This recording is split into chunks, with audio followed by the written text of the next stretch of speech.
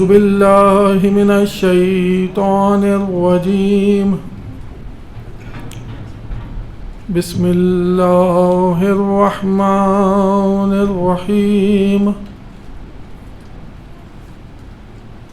الحمد لله رب العالمين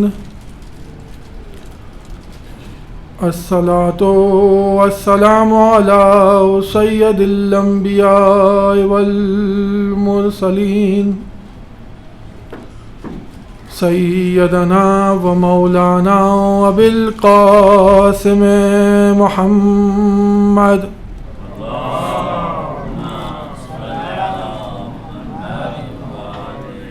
وأهل بيته الطيبين الطاهرين المعصومين المظلومين ولعنة الله على أعدائهم أجمعين من الآن إلى قيام يوم الدين أما بعد فقد قال الله سبحانه وتعالى في كتابه المبين وقوله الحق بسم الله الرحمن الرحيم أم يحسدون الناس على ما آتاهم الله من فضله فقد آتينا على إبراهيم الكتاب والحكمة وآتيناهم ملكا عظيما صلوات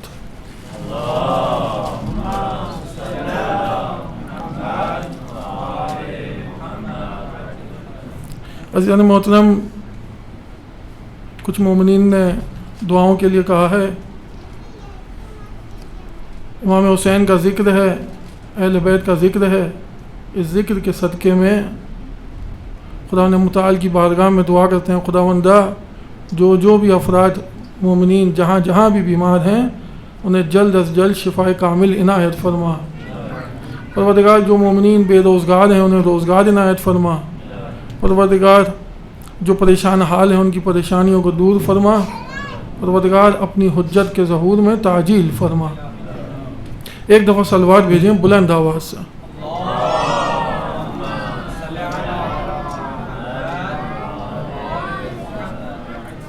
عزیزان محترم، جمعے کا دن تھا آج، اور کل آپ کی خدمت میں عرض کیا کہ جمعے کا دن ولایت اہل بیت سے منسوب ہے. یہ وہ دن ہے کہ جس دن ولایت امیر کائنات کا اعلان ہوا، اور یہی وہ دن ہے کہ جس دن اس ولایت کا اس عالم میں ظہور ہوگا. بس اس جمعے کے دن کو خداوند متعال نے اپنی حجت سے منسوب کر دیا، اور اس دن کے بہت سے اعمال بیان ہوئے، جن میں سے ایک بہترین عمل محمد و آل محمد پر صلوات ہے. ایک دفعہ بلند آواز سے صلوات.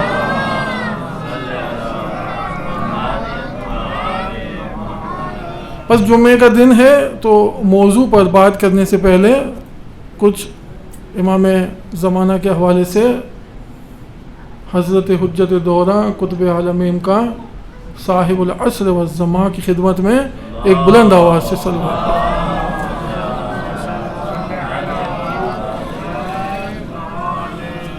ایضاً سید ابن طاؤس نے اپنی کتاب میں کچھ روزانہ کی زیارتیں، دعائیں اور زیارتیں نقل کی ہیں. انہی دعاؤں اور زیارتوں کو شیخ عباس قمی نے مفاتیح الجنان میں بھی نقل کر دیا ہے. بس اس کا مصدر سید ابن طاؤس کی کتاب ہے. جہاں مختلف دنوں کی زیارتیں ذکر کی ہیں، وہیں پر انہوں نے جمعے کے دن میں امام زمانہ کی زیارت ایک ذکر کی ہے. بہت کوئی طولانی زیارت نہیں ہے، لیکن اس کی تاکید کی ہے کہ ہر مومن اس زیارت کی تلاوت کرے. خاص جمعے کے دن کی زیارت ہے یہ. اور چونکہ دن امام سے منسوب ہے تو اس دن تلاوت کرنے کی فضیلت ہے۔ باقی ایام میں بھی دعائیں ہیں، زیارتیں ہیں، ہر روز ہر ایک معصوم کی زیارت ہے، کسی دن ایک معصوم کی ہے، کسی دن 2 معصوم کی، کسی دن 3 معصومین کی، اسی طریقے سے چلتا ہے۔ اور جمعے کے دن آ کے امام زمانہ کی زیارت کا دن ہے۔ اب زیارت بہت طولانی تو نہیں، ایک صفحے کی زیارت ہے، لیکن اس کے 2-3 فراز ہیں، تبرکاً آپ کی خدمت میں پیش کرتے ہیں ترجمے کی حد تک، اور پھر اپنے موضوع پر بات کرتے ہیں۔ ایک دفعہ صلوات بھیجیں محمد و آل محمد پر۔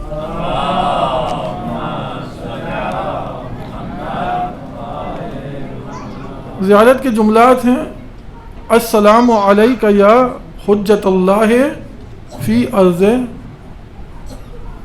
السلام علیک یا عین اللہ فی خلق،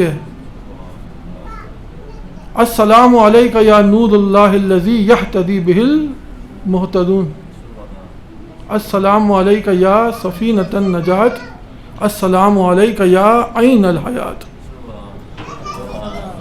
معارف ہیں اس دعا کے اندر، صرف 3 فراز لکھ کے آیا تھا لیکن 5 فراز جو ذہن میں آ گئے۔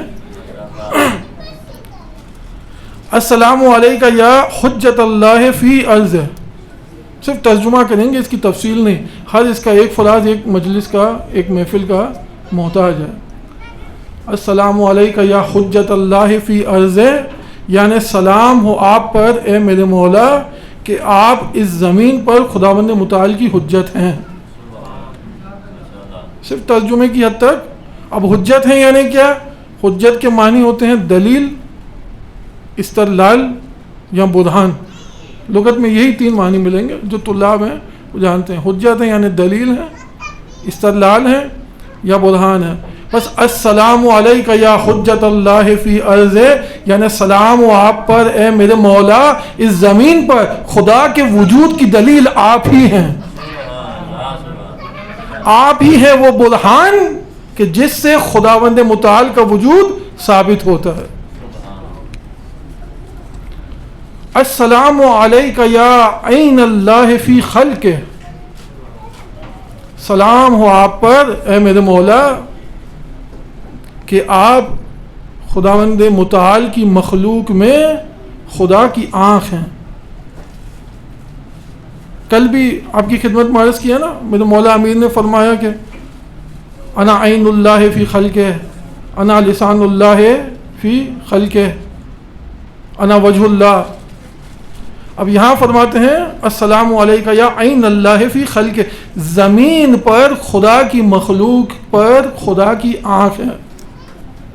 لیکن یہی وہ زیارت کے جملات ہیں جو ہمیں عقیدہ دیتے ہیں، جن کے ذریعے سے ہمیں سمجھ آتا ہے کہ ہمارا امام ہمارے اعمال پہ ناظر ہے۔ عین اللہ فی خلقہ۔ پھر تیسرا جو فراز ہے السلام علیک یا عین الحیات، سلام ہو آپ پر اے میرے مولا کہ آپ عین حیات ہیں، عین یعنی چشمہ، سلام ہو آپ پر اے میرے مولا آپ حیات کا سرچشمہ ہیں، حیات کا سرچشمہ یعنی وہ سرچشمہ جو اس کائنات کو حیات دیتا ہے۔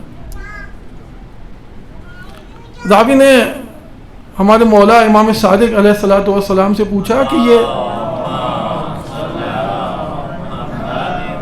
راوی پوچھتا ہے کہ یہ عین الحیات سے کیا معنی ہے؟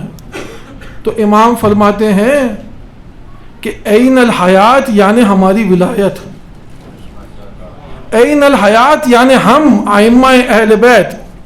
پس جو شخص ہم سے متصل ہو گیا اور جس نے ہماری ولایت کا اقرار کیا وہ عین حیات تک پہنچ گیا اور خداوند متعال نے اس کو زندگی جاوداں دے دی۔ بس اب خداوند متعال اس کو ہمیشہ ہمیشہ اپنی بہشت میں رکھے گا اور جہنم کی آگ کو اس سے ہمیشہ دور رکھے گا۔ ایک دفعہ صلوات بھیجیں محمد و آل محمد۔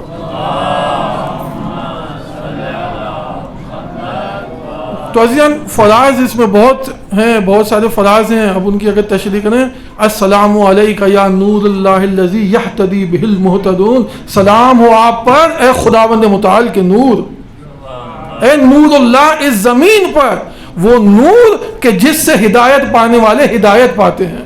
بس سمجھ آیا کہ اس کائنات میں ہدایت کا صرف ایک ہی رستہ ہے کہ جسے یا کہا جائے گا صراط مستقیم یا کہا جائے گا ولایت علی۔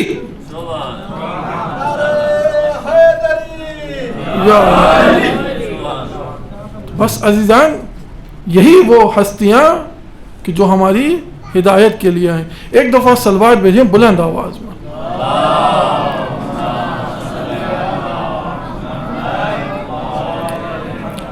تو بس اب اپنے موضوع سے ربط دیتے ہیں۔ یہ تو ہو گئے جمعے کے حوالے سے اور امام زمانہ کے حوالے سے۔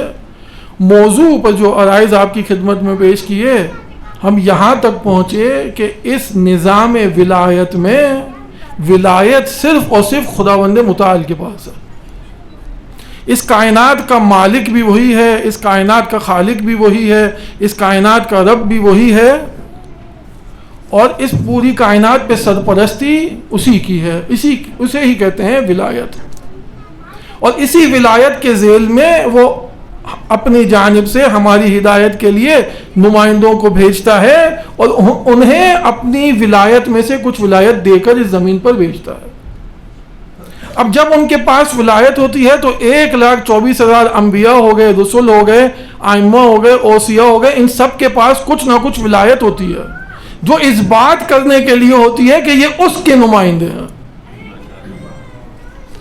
بس اب جب ولایت ہوتی ہے اس کے بعد جو کل کی محفل میں ہم نے بات کی وہ یہ ہے کہ اب اس ولایت کے مختلف درجات ہیں، اور اس درجات کا بیان کچھ اس طرح ہے کہ اس نظام ولایت میں خداوند متعال نے اپنے حبیب اور ان کی آل کو ایک خاص مقام حاصل دیا، اپنے نبی اور ان کی آل کو ایک خاص مقام عنایت کیا، اور وہ مقام یہ تھا جو کل بیان ہوا کہ انہی کی ولایت کے اقرار پر انبیاء کو نبوت دی، انہی کی ولایت کے اقرار پر رسول کو رسالت عنایت کی۔ ایک دفعہ صلوات بھیجیں محمد و آل محمد۔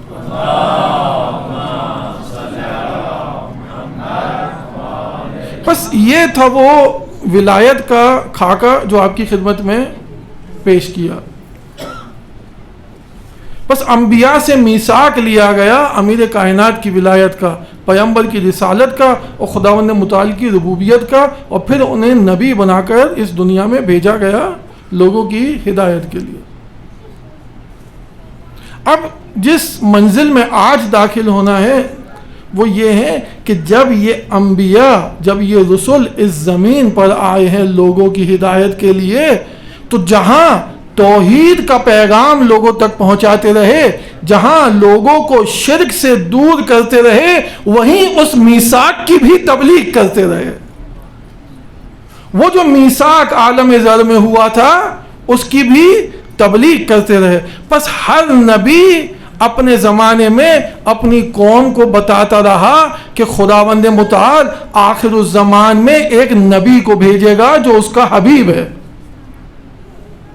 دیکھیں ان مراحل پہ اگر دقت کریں تو یہ کچھ محنتیں ہیں کہ جن کا خلاصہ ہے، اگر اس طرح کبھی بیان ہوا ہو۔ بس خداوند متعال کی جانب سے یہ انبیاء اس میثاق کا اعلان کرتے رہے ہر زمانے میں کہ ایک نبی آئے گا آخر الزمان میں جو کہ اس خداوند متعال کا حبیب ہے، اور اس کے ساتھ ایک وسیع آئے گا جو امیر المومنین ہے، اور اس امیر المومنین کے ساتھ پیغمبر کے 11 وسیع ہوں گے جو ان کی صلب سے ہوں گے، اور ایک کے بعد ایک یہ خدا کا نظام چلائیں گے، اور ان کا آخری مہدی ہوگا جو زمین پر حکومت الہی کو تشکیل دے گا۔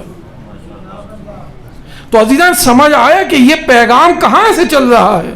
یہ پیغام آدم سے چل رہا ہے اور خاتم تک منتقل ہوا۔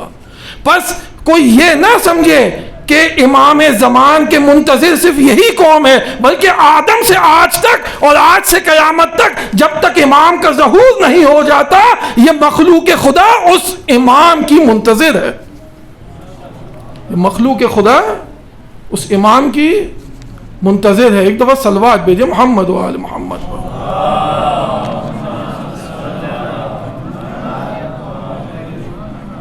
اسی بات کو خداوند متعال نے قرآن مجید میں کس طرح بیان کیا؟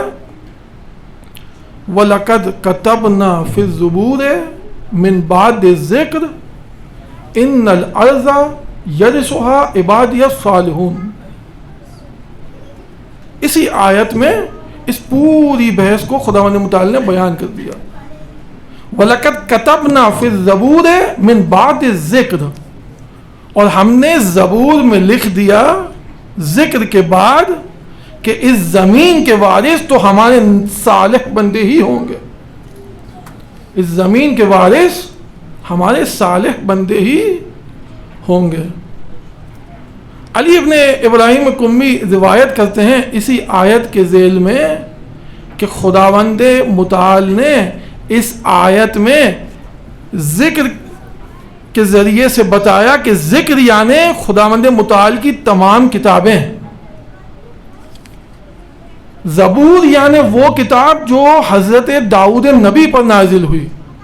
بس خداوند متعال نے ذکر میں بھی اور زبور میں بھی یعنی تمام آسمانی صحیفوں میں اپنے نبی کا بھی ذکر کر دیا اور اس کے وصی کا بھی ذکر کر دیا. تمام آسمانی صحیفوں میں اس آیت کے ذیل میں وَلَقَدْ كَتَبْنَا فِي الزُّبُورِ مِنْ بَعْدِ الذِّكْرِ، بس ہم نے زبور میں بھی ذکر کر دیا اور ذکر میں بھی یعنی تمام آسمانی صحیفوں میں نبی کی رسالت کا بھی ذکر کر دیا اور مولا علی کی وصایت کا بھی ذکر کر دیا اور ذکر کر دیا کہ علی کے بعد 11 امام آئیں گے کہ جن کا آخری مہدی ہوگا اور وہ زمین پر خدا کی حکومت کو قائم کرے گا. ایک دفعہ صلوات بھیجے محمد و آل محمد.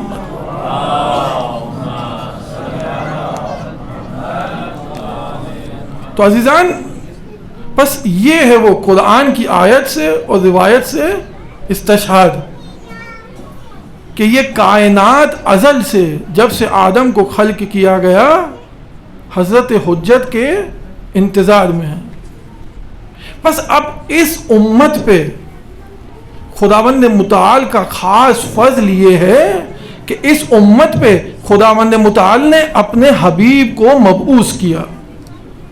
دیکھیں وہی حبیب کہ جس کا ذکر پرانے انبیاء کرتے رہے، لیکن اس امت کی فضیلت یہ ہے کہ خداوند متعال نے اپنے حبیب کو اس امت پہ مبعوث کیا اور ان کے بعد ان کے جانشین کو مبعوث کیا. اب عجیب یہ ہے اس امت کی بات کہ پچھلی تمام امتیں ان اخبار پر ایمان لاتی رہی. ارے آخر الزمان کے نبی اور ان کے وصی پر ایمان لاتی رہی، انبیاء بتاتے رہے، جاتے رہے، لیکن یہ امت کہتی ہے کہ نبی اس دنیا سے چلے گئے لیکن اپنے بعد زمین کے وارث کو مقرر نہ کیا. عجیب نہیں کہ وہ اخبار جن پر تمام امتیں ایمان لے کر آئیں اور یہ امت کہے کہ نبی نے اپنے بعد کسی کو مقرر نہ کیا. ایک دفعہ صلوات بھیجے محمد و آل محمد.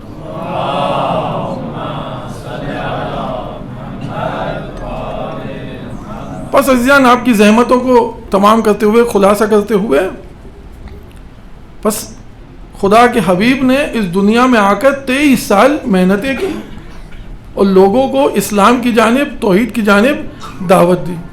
جب اس دنیا سے رخصت ہونے لگے تو جس طرح زندگی میں بارہا بتایا، جاتے ہوئے بھی اپنے جانشین کی معرفی کرتے ہوئے گئے.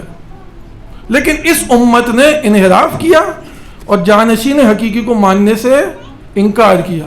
جب انکار کر دیا اور اس کے بعد دیکھیں صرف انکار ہی نہیں کیا بلکہ ان کے مقابلے میں اپنے جانشین بنا لیا، اپنی حکومتوں کو تشکیل دیا. اب جب انکار کیا پھر اس کے بعد خداوند متعال کے جانشین کو ایک ایک کر کے ان کے ساتھ ظلم کیا اور انہیں قتل یا شہید کیا. اب دیکھیں یہ ہے اس امت کا کارنامہ خداوند متعال کی جانب سے آنے والے. اب اس سے کیا ہوا؟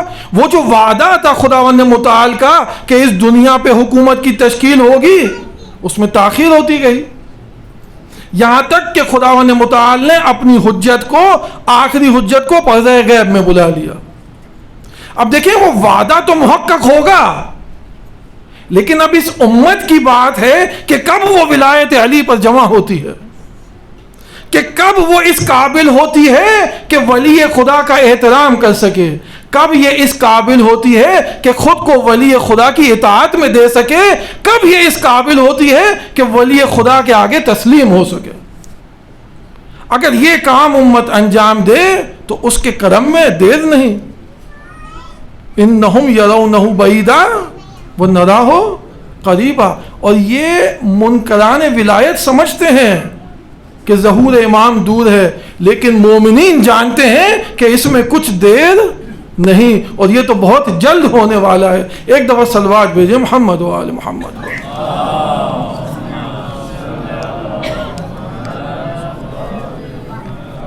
تو بس عرائض کو تمام کرتے ہوئے یہاں تک اب دیکھیں پیغمبر ہر چیز بتا کر گئے، لیکن امت کہتی ہے کہ پیغمبر نے معرفی نہیں کی، ہمیں نہیں بتایا۔ اچھا اگر نہیں بتایا تھا تو جاتے ہوئے تو کہہ گئے انی تارک فیکم الثقلین کتاب اللہ و اطرتی، کتاب اور اطرت کو چھوڑ کے جا رہے ہیں۔ اطرت کو انہوں نے سنت میں تبدیل کیا اور اطرت سے بھی انحراف کیا۔ اب رہ گیا قرآن، تو عزیزان محترم مگر قرآن معجزہ جاویدان نہیں ہے۔ خدا کی قسم اگر کوئی اہل علم و معرفت ہو تو قرآن کی ایک ایک آیت سے ولایت علی کا اثبات کر سکتا، اگر کوئی اہل علم ہو اور معرفت ہو۔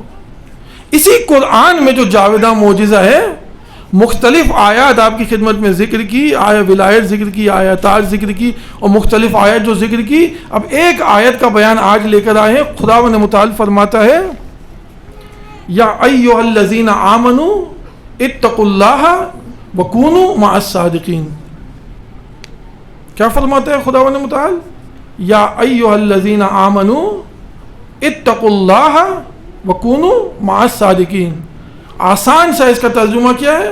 اے ایمان لانے والو خداوند متعال کا تقوی اختیار کرو اور صادقین کے ساتھ ہو جاؤ۔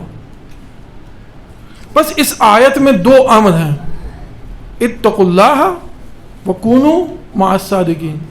امر ہے، امر طلب پہ دلالت کرتا ہے، بس ان دونوں کاموں کو حتماً انجام دینا ہے۔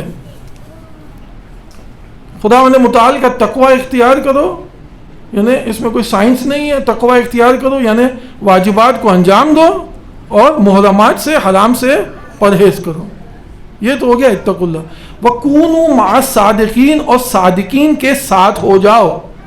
اب امت صادقین کے ساتھ کیسے ہو اگر پتہ ہی نہ ہو کہ صادقین کون ہے؟ جب تک پتہ نہ ہو تو بس میرا مولا فرماتا ہے کہ اس آیت کے ذیل میں تین چیزیں واجب ہوتی ہیں۔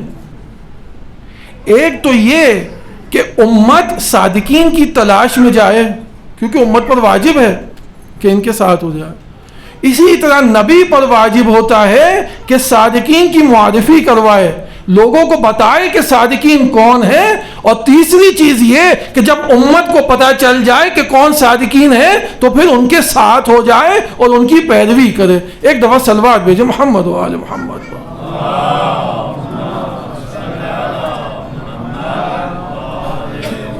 اب یہ صادقین کون ہیں؟ تو دیکھیں صادقین اس وقت سمجھ آئے گا کہ جب سمجھ آئے کہ صادق کون ہے، صدق کا مادہ کیا ہے۔ صادقین جمع ہے صادق کی، صادق کا مادہ صدق، صدق یعنی سچ، اس کے مقابلے میں ہوتا ہے کذب، کذب یعنی جھوٹ۔ پس صدق یعنی سچ، صادق یعنی سچا، وہ شخص جو سچا ہو۔ بس قرآن مجید کہتا ہے کونوا مع الصادقین، یعنی سچوں کے ساتھ ہو جاؤ۔ اب یہ صدق عربی لغت میں سے کس طرح معنی کریں؟ اگر اس کو دیکھیں خلاصہ کریں، اگر میں لغت میں لے کر نہ جاؤں تو صادق اس شخص کو کہا جاتا ہے جو صادق القول بھی ہو اور صادق الفعل بھی ہو۔ صرف اسے نہیں کہا جاتا کہ جو زبان سے سچ بولتا ہو، بلکہ جو اپنے فعل میں بھی حق کے ساتھ ہو۔ پس صادق یعنی وہ شخص جو زبان سے سچ بولے اور اپنے فعل میں حق کے ساتھ ہو، صادق القول اور صادق الفعل۔ تو اب سمجھ آیا عزیزان کہ جو شخص حق کا دامن پکڑ لے اسے کہتے ہیں صادق، اور حق جس کا دامن پکڑ لے اسے کیا کہیں گے؟ حق جس کا دامن پکڑ لے. کیوں؟ پیغمبر نے کیا فرمایا؟ علی مع الحق والحق مع علی. علی حق کے ساتھ ہے اور حق علی کے ساتھ ہے. بس اس روایت میں پیغمبر نے فرما دیا کہ حق کے ساتھ جو ہے وہی صادق ہے، اور علی حق کے ساتھ ہے، بس علی ہی صادق ہے. اور یہی نہیں، علی مع الحق والحق مع علی، علی صادق بھی ہے کیونکہ علی حق کے ساتھ ہے، اور علی صدیق بھی ہے کیونکہ حق علی کے ساتھ ہے. دیکھیں مبالغہ ہے نا، مبالغہ ہے. تو پس علی صادق بھی ہے، علی صدیق بھی ہے. اور جبھی تو پیغمبر نے صدیقہ کونین کا ہاتھ میرے مولا کے ہاتھ میں دیا. صدیقہ کونین کا ہاتھ، کیونکہ صدیقہ کونین کا کف وہی ہو سکتا ہے جو اس عالم میں صدیق ہو. سمجھ رہے ہیں عزیزان؟ بس صدیقہ کونین کا کف، اور یہ روایت میں موجود ہے کہ اگر میرے مولا نہ ہوتے تو صدیقہ کونین کا کوئی کف نہ ہوتا. بس میرے مولا صادق بھی ہیں اور صدیق بھی ہیں. ارے جبھی تو پیغمبر نے فرمایا لِكُلِّ أُمَّةٍ صِدِّيقٌ وَفَارُوقٌ. پیغمبر فرماتے ہیں لِكُلِّ أُمَّةٍ صِدِّيقٌ وَفَارُوقٌ وَصِدِّيقُ هَذِهِ الْأُمَّةِ وَفَارُوقُهَا عَلِيُّ بْنُ أَبِي طالب. دیکھیں یہ وہ روایت ہے جو اس طرف اس طرف لے جائی جاتی ہیں. لِكُلِّ أُمَّةٍ صِدِّيقٌ وَفَارُوقٌ. پیغمبر فرماتے ہیں ہر امت میں ایک صدیق بھی ہے، ایک فاروق بھی ہے. ارے خدا کی قسم، اس امت میں صدیق بھی علی ہے، اس امت کا فاروق بھی علی ہے. علی ہی صدیق ہے اور علی ہی فاروق ہے. ایک دفعہ صلوات بھیجے محمد و آل محمد.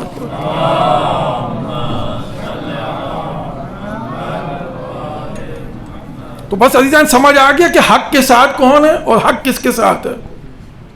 تو بس اب جب قرآن کہتا ہے کونوا مع الصادقین تو امت پریشان نہ ہو. جب پیغمبر کے بعد اختلاف ہو جائے تو یہ دیکھے کہ علی کس طرف ہے. ارے جس طرف علی ہوگا حق اسی طرف ہوگا، جس طرف علی ہوگا حق بھی اسی طرف ہوگا. بس اس کے بعد اب یہ تو سارے علائش پیش کی نا، اس آیت کی شان نزول کیا ہے وَكُونُوا مَعَ الصَّادِقِينَ. تو جناب سلمان کی روایت ہے، جناب سلمان کہتے ہیں کہ جب یہ آیت نازل ہوئی تو میں پیغمبر کی خدمت میں تشریف فرما تھا، بلند ہوا اور میں نے پیغمبر سے پوچھا یا رسول اللہ اس آیت میں صادقین عام ہیں یا خاص ہیں؟ دیکھیں یہ سلمان سے ہی یہ سوال بنتا ہے، کیونکہ جو چیز امت کے لیے ضروری تھی کہ سمجھے اس کا سوال سلمان نے کر دیا. ارے کل کوئی یہ نہ کہے کہ فلانا بھی صادق ہے فلانا بھی صدیق ہے. بس سلمان نے سوال کیا یا رسول اللہ اس آیت میں صادقین عام ہے یا خاص ہے؟ تو پیغمبر فرماتے ہیں کہ اس آیت میں معمور عام ہے لیکن صادق خاص ہے. آیت کا معمور یعنی کیا کہ جن سے خطاب ہوا ہے. آیت کا خطاب یا ایھا الذین آمنوا تمام مومنین سے خطاب ہے، لیکن اس آیت میں جو صادق ہے وہ خاص ہے. پھر پیغمبر فرماتے ہیں صادقین سے مراد علی اور اس کی اولاد سے آنے والے 11 امام. ایک دو صلوات بھیجے محمد و آل محمد.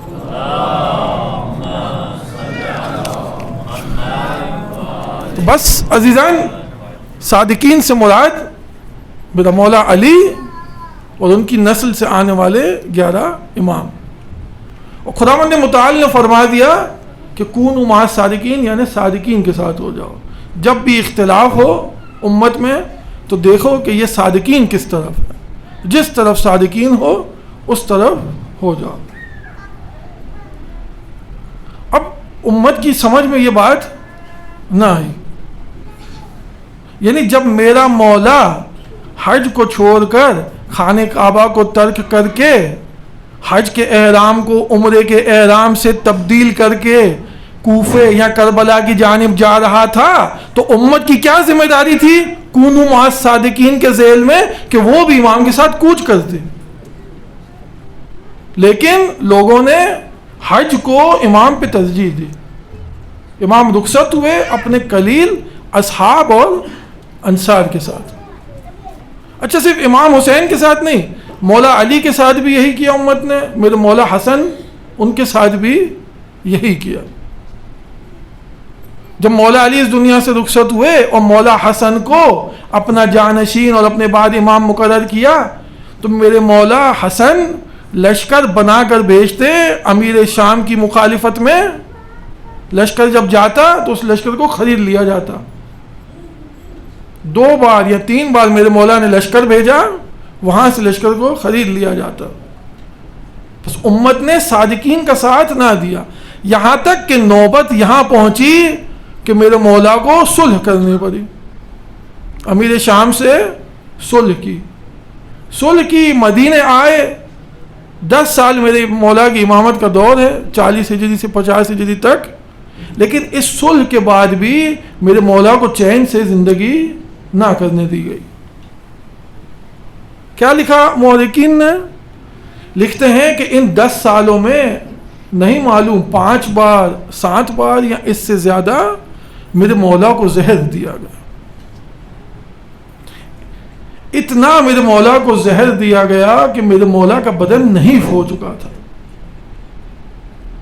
مورخین لکھتے ہیں کہ میرے مولا کے بدن پر گوشت باقی نہ بچا تھا، ہڈیاں تھیں اور اس پر جلد تھی. لیکن میرے مولا ہر بار قبر پیغمبر پر جاتے، وہاں متصل ہوتے اور اس زہر کے اثر سے شفایاب ہو جاتے. مورخین لکھتے ہیں کہ آخری زہر جو میرے مولا کو دیا کہ جس سے آپ کی شہادت ہوئی، وہ زہر حلاہل تھا. وہ زہر تھا کہ جو اگر کسی گائے کی سینگ پر بھی لگا دیا جائے تو وہ دودھ کے بجائے خون دے. وہ زہر میرے مولا کو پانی میں پلا کر پیش کیا گیا. اب جب میرے مولا نے اس زہر کو نوش کیا نا تو مورخین کہتے ہیں، مقاتل میں ہے کہ میرے مولا کے جگر کے ٹکڑے کٹ کٹ کر حلق سے باہر آتے. اور اس طرح میرے مولا کو شہید کیا گیا. میرے مولا حسین وہاں موجود تھے، وہ تشت لے کر آئے، تشت میں میرے مولا کے جگر کے ٹکڑے جمع ہوتے رہے. بس میرے مولا نے ام فروا سے کہا، ام فروا ہمارا آخری وقت ہے، اس ننھے قاسم کو بھیجو اپنی پھوپھیوں کے پاس، میری بہن زینب اور ام کلثوم کو لے آئے. بس بی بی ام فروا نے جناب قاسم کے بال بکھیرے، ان کا گریبان چاک کیا اور بی بی زینب کے گھر بھیج دیا. جب جناب قاسم گئے ہیں، دونوں بیویوں کو بلا کر لائے ہیں. ادھر جب میرے مولا حسن نے دیکھا کہ بہنیں آ رہی ہیں تو میرے مولا حسین سے کہا، حسین یہ تشت چھپا دو. ارے زینب اور ام کلثوم یہ تشت نہ دیکھ سکیں گی، اس میں میرے جگر کے ٹکڑے ہیں. پس میرے مولا کے پاس بی بی زینب اور ام کلثوم تشریف لائیں. گھر کے افراد جمع ہوئے، میرے مولا نے وصیتیں کرنا شروع کی. ایک ایک کر کے وصیت کرتے جاتے. امر امامت کو میرے مولا حسین کے سپرد کیا. پھر قاسم کو بلایا. ارے قاسم بہت چھوٹے سے تھے، قاسم کو اپنے سینے پر رکھا. ارے کچھ لکھ کر ایک تعویذ میرے مولا قاسم کے ہاتھ پہ باندھ دیا. میرے مولا فرماتے ہیں، ام فروا جب قاسم پر کوئی سخت وقت آئے نا تو اسے کہنا کہ یہ تعویذ کھول کر دیکھ لے، انشاءاللہ اس کی مشکل حل ہوگی. بس عزیزان وقت گزرتا رہا یہاں تک کہ کاروان کربلا پہنچ گیا. قاسم 13 برس کے ہو گئے. اب جب کاروان کربلا میں پہنچا ہے نا عزیزان، تو شب عاشور میرے مولا نے دفتر شہادت کھولا. ایک ایک کے نام میرے مولا بتاتے جاتے کہ کل کے شہیدوں میں کس کس کا نام ہے. بس میرے مولا نے بتایا کہ کل کے شہیدوں میں زہیر قین ہے، کل کے شہیدوں میں حبیب ابن مظاہر ہیں، کل کے شہیدوں میں جون ہے، ارے اون محمد ہیں، علی اکبر ہیں۔ راوی کہتا ہے کہ جناب قاسم بار بار اپنی جگہ سے بلند ہوتے، ارے میرے مولا کیا ان شہداء میں میرا نام بھی ہے؟ میرے مولا نزدیک آئے، فرماتے ہیں قاسم تم موت کو کیسا دیکھتے ہو؟ ارے قاسم کہتے ہیں میرے مولا میں موت کو شہد سے زیادہ میٹھا دیکھتا ہوں۔ میرے مولا فرماتے ہیں قاسم کل کے شہداء میں تمہارا بھی نام ہے، علی اصغر کا بھی نام ہے۔ بس میرا مولا قاسم کو جلال آیا، پوچھ لگے مولا کیا اشکیاں خیموں میں آ جائیں گے کہ علی اصغر کو شہید کریں گے؟ میرے مولا نے تسلی دی قاسم اصغر کو میں خود میدان میں لے کر جاؤں گا۔ بس شب عاشور تمام ہوئی، ایک ایک کر کے تمام شہداء میدان میں جانے لگے۔ قاسم بھی اپنے چچا کے پاس جاتے، چچا جان مجھے بھی مرنے کی اجازت دیں، لیکن میرے مولا اجازت نہ دیتے، بس یہی کہتے قاسم تو میرے بھائی کی نشانی ہے، قاسم میں تجھے کیسے اجازت دوں؟ بی بی ام فروا نے دیکھا کہ قاسم ایک خیمے میں بیٹھ کر ارے گھٹ گھٹ کر سسکیاں لے لے کر رو رہے ہیں۔ بی بی نے پوچھا تو کہتے ہیں چچا جان مرنے کی اجازت نہیں دے رہے۔ بی بی نے کہا قاسم تمہارے ہاتھ پہ جو تعویذ بندھا ہے اسے کھولو۔ جب تعویذ کو کھولا تو اس پہ دیکھا عبارت تھی کہ حسن کی جانب سے اپنے بھائی حسین کے نام۔ ارے بیٹا قاسم ایک وقت آئے گا کہ جب تمہارے چچا کو اشکیاں گھیر لیں گے، ارے جب ان کے پاس پینے کو پانی نہ ہوگا، ارے وہ مظلومیت و غربت کی حالت میں ہوں گے، قاسم اس وقت میں نہ ہوں گا، ارے میری جانب سے اپنے چچا پہ قربان ہو جانا۔ بس جناب قاسم نے جب اس عبارت کو دیکھا تو دوڑتے ہوئے آئے اپنے چچا کی خدمت میں۔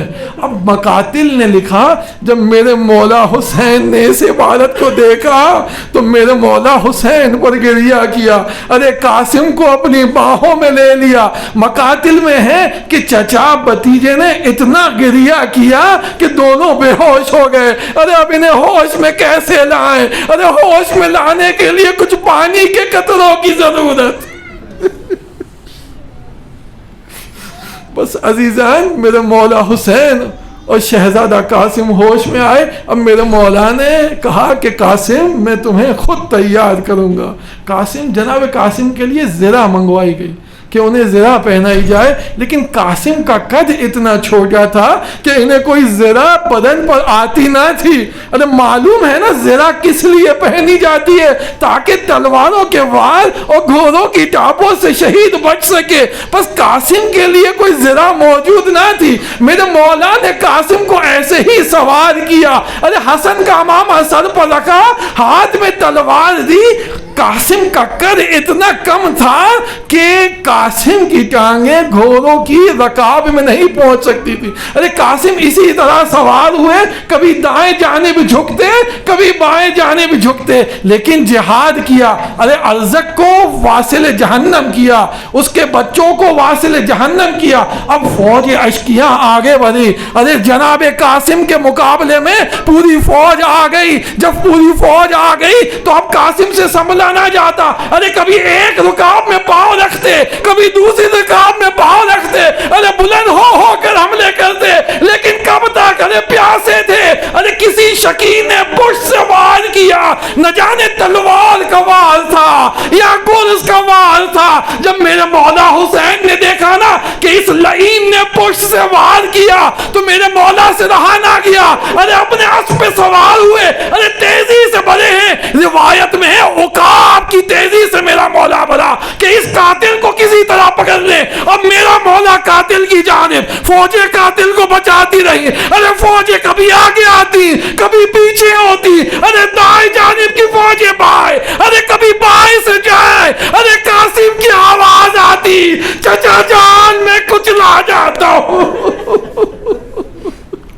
بس میرے مولا حسین کی پوری کوشش تھی قاتل تک پہنچے، ادھر قاسم کچھ لے جا رہے تھے۔ ارے جب فوجیں پیچھے ہوئی تو میرے مولا جناب قاسم تک پہنچے، ارے کیا دیکھا، ارے قاسم کی لاش بکھری ہوئی تھی۔ میرا مولا نے اپنی عبا کو زمین پر بچھایا، ارے قاسم کی لاش کے ٹکڑوں کو جمع کیا۔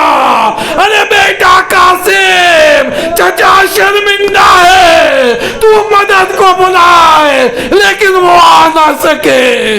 الا لعنت اللہ علی القوم الظالمین۔ ماتم حسین۔